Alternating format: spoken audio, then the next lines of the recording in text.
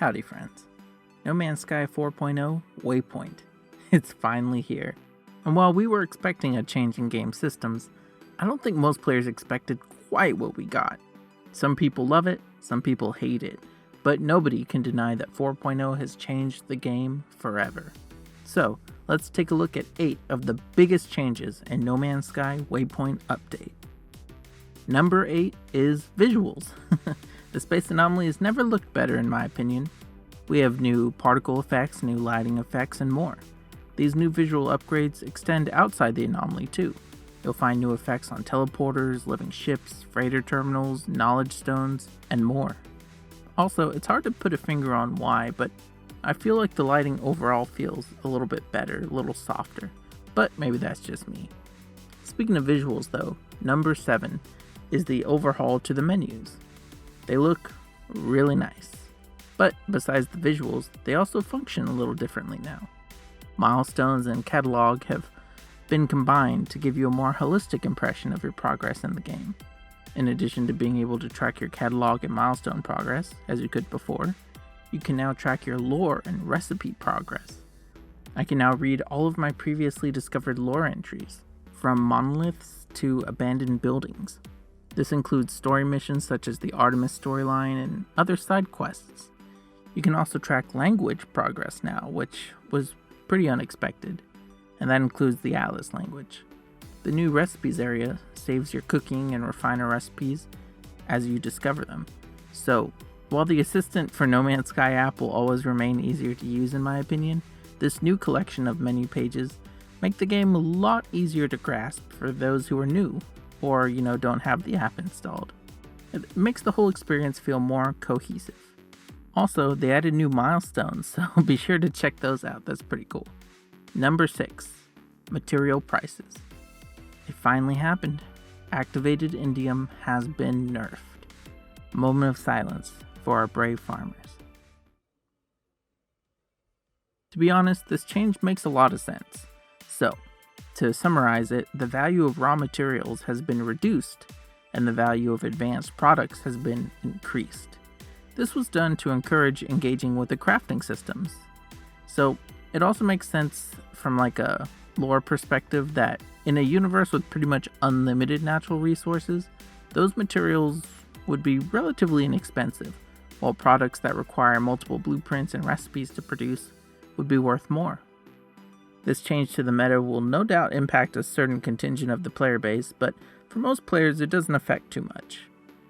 And with so many gameplay loops to earn money from these days, from derelict freighters to frigate expeditions to sentinel battles to beefed up contract missions added in this update, I think this change is good encouragement to get out into the universe. But your results may vary. Number 5, the trade rocket. Alright, so most everything else on this list is a bigger change than this, but the trade rocket's possibly my favorite thing from the new update. Probably a lot of people's favorite things. It's a rocket ship in a space game. I mean, look at this beautiful thing. You can summon it onto a planet's surface, fill it with goods to sell, and then send it shooting directly to the nearest space station to sell the products for you. If you're out collecting bones or salvaging satellites or something like that, I could see it being pretty helpful to keeping your inventory clear. Especially if you're a player with a small inventory or, someone new to the game. Farmers too, if you don't feel like building a trade terminal for some reason, you could use this. Regardless of how useful it is, it's the coolest looking thing in the game, so I'll be making excuses to use it from now on. Number 4, save files. So, there have been a few changes to save files. For one, you can name them now, which is extremely helpful if you have a ton of saves like I do, and something that I'm glad they added. People have been asking for this for a while. They've also added frequent autosaves. So this should help players who would lose lots of progress after a crash, who had just been driving around on a planet's surface, or who didn't understand the previous save system, so they might not have known how to generate an autosave and thus, lost a lot of progress when it closed. So now the game saves like every minute or so automatically. However, because you still only have 2 reload points per save file, the new autosave occupies the first slot, and now the second slot is shared by like ship autosaves and manual saves. So what that means is if you create a manual save with like a save point, then you get in and out of your ship. That ship autosave is going to override your manual save, which is a bit of a bummer. I mean, it pretty much makes that feature kind of useless. I know a lot of people used it for building. I know there are other reasons to use it. If maybe you're attempting something really risky or a certain mission, or, there's any variety of reasons why you would want a manual save in a game like this. Any sandbox game. So it's a bit of a shame that it's been kind of made obsolete. I'm hoping they figure out a way to remedy this in the future. But for right now, I'm okay with the new save system. Again, I like the way saves are displayed on the menu, and I like the being able to name them, but it would be great to get manual saves back to where they were. Number 3, tech modules. Now, I'll get to the changes that I'm sure most of you are anxious to hear about, but for number 3, I'm talking about how the new tech modules can be stacked by type, and installed tech can be stored and transferred. So, first off, being able to stack these upgrade modules, it's a lifesaver for saving space. I tend to store modules in case I need to outfit a new ship or something, new multi-tool, but it's always been a huge inventory sink. But now, they barely take up any space. However, perhaps even more significantly, I can now package modules that were already installed and store them in my cargo inventory. These retain their stats, and it allows you to either, switch modules out as needed, or you can, package a module from one ship and move it to another ship, which is something you couldn't do before. So if you find a slightly better version of a ship you already own, you can purchase the new ship and transfer all the original upgrades from the old one without having to purchase new ones. I mean, you still have to, get the new slots, but that's a whole nother thing. Plus, I believe this works for multi-tools, freighters, and exosuits, everything else. So it's a super sweet feature, and theoretically, you could also give players tech that you've collected. But I haven't tried this myself yet. Can you imagine if we could, give away tech that was previously available but now unavailable? Rare tech or something with a really great roll. That could be cool, but I'm not sure if it'll work. Still, the possibilities are fantastic. So, number 2, the inventory. Oof, so this is easily the most controversial change in Waypoint. And number 1 is no slouch either. So, first off, inventory space has been increased overall. By a lot. All general inventory slots have been replaced with cargo slots. That means every inventory slot can now carry as much as a cargo slot could. More actually, since stack sizes for a ton of products have also been significantly increased. Plus, as previously mentioned, upgrade modules now stack. So, you could have more slots than ever before, and these more slots hold more than the previous slots could. It's a win-win in the storage department. That's not the controversial part. The part that has people upset is that by removing the general inventory slots, all tech and upgrades must now be installed into tech slots. So to make up for this, there are a lot of tech slots. You can now have up to 60 for both your exosuit and ships, which is a lot. However, it comes with an interesting caveat. Tech upgrades, which have always been limited to 3 per inventory, are now truly limited to 3 per ship or exosuit. Because previously, players could install 3 in their tech inventory and then 3 in their general inventory in order to min-max their ships and exosuits to some pretty insane levels. With the elimination of general inventory, we now max out at 3 upgrade modules per type of technology. Now, for most players, this won't really make a difference. And if you're a new player, this really won't affect you at all. 3 S-class modules with adjacency bonuses, still a pretty solid setup. However, there are players who spent dozens, sometimes hundreds of hours re-rolling upgrade modules in order to get perfect stats on their ships and exosuits. Perfect stats that are now impossible with only 3 upgrades per tech type.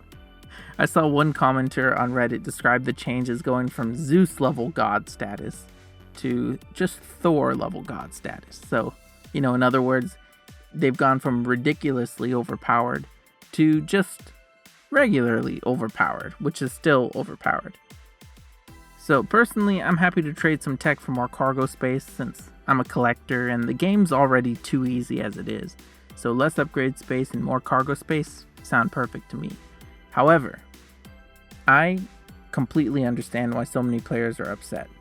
For those who spent hundreds of hours grinding for perfect rolls, those upgrades are now unnecessary.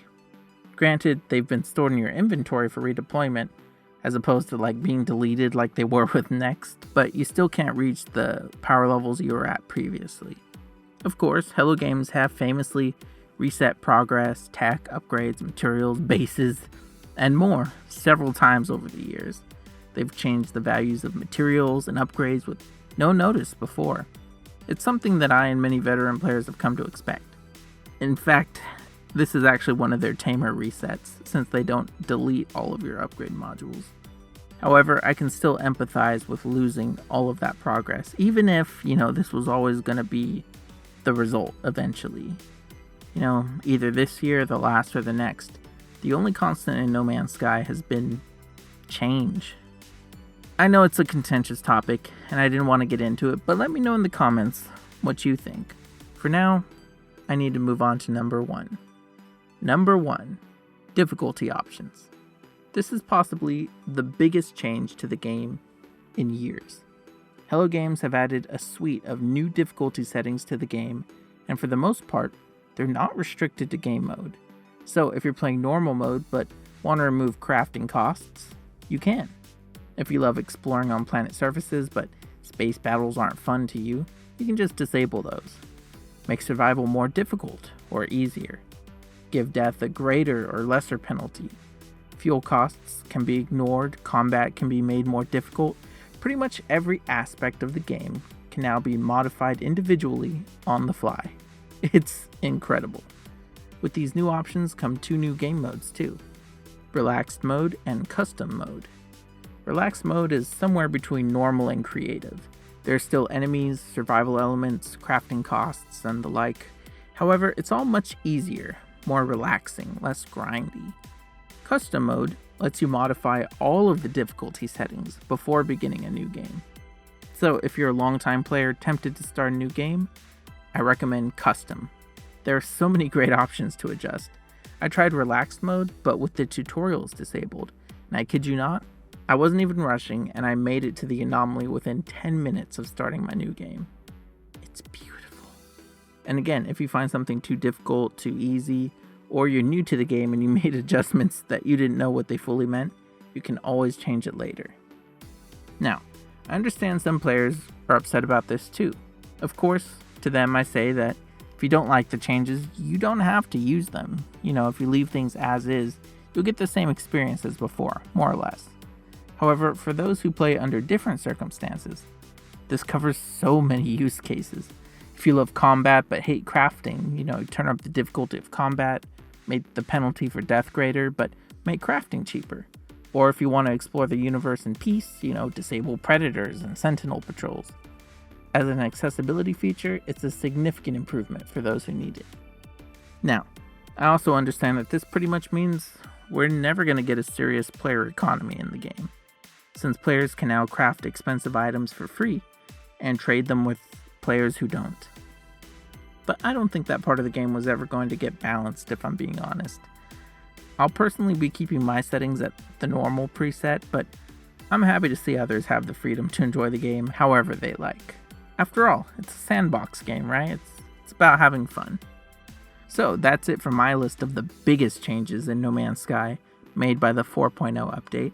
It's by no means a comprehensive list of changes, but I think these will have the biggest impact on players going forward. But what do you think?